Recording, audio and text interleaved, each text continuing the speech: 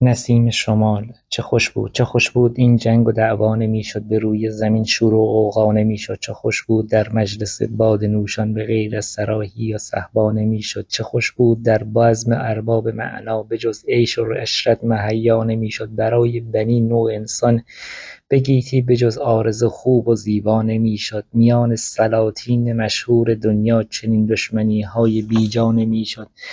خوش آن روزهایی که بودیم راحت، سخن از فرنگ و اروپا نمیشد. چه خوش بود آیروپلان دسته دسته، به سوی هوا عرش پیما نمیشد. جهازات جنگی به آن شوخ و شنگی، ز بمباردمان غرق دریا نمیشد.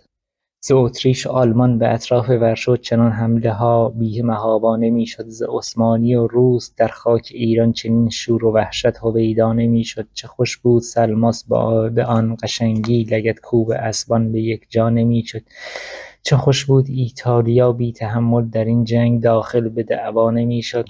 چه خوش بود اسلام با آن شرافت، چنین خار در چشم اعدا نمیشد. چه خوش بود در مصر بغداد و بصره، کسی حمله ور بر عربها نمیشد. چه خوش بود احکام انجیل و عیسی، چنین نصب پیش نصارا نمیشد. چه خوش بود آیات شرع محمد، به یک بار محو از نظرها نمیشد. چه خوش بود در دشت تبریز و قزوین، چنان راز بصر بسته افشا نمیشد. خوش آن روزهایی که بی احترامی به درویش و سادات و ملا نمیشد. سر سفره مان از هجوم رفیقان، برای نشستن دیگر جا نمیشد.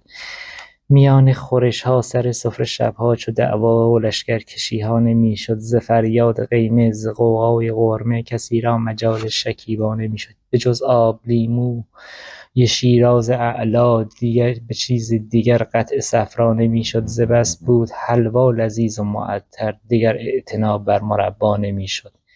فسنجان ز بس داشت گردو و روغن، در او مرغ بریان هوا هویدا نمیشد. حضور پلوها به زور چلوها، دیگر یادی از آش و حلوا نمیشد. چو میکرد قرقاول آوازخوانی، فسنجان دیگر مجلس آرا نمیشد. ز بس بود کوکو و شامی فراوان، دیگر بهر قلیه دهن وا نمیشد.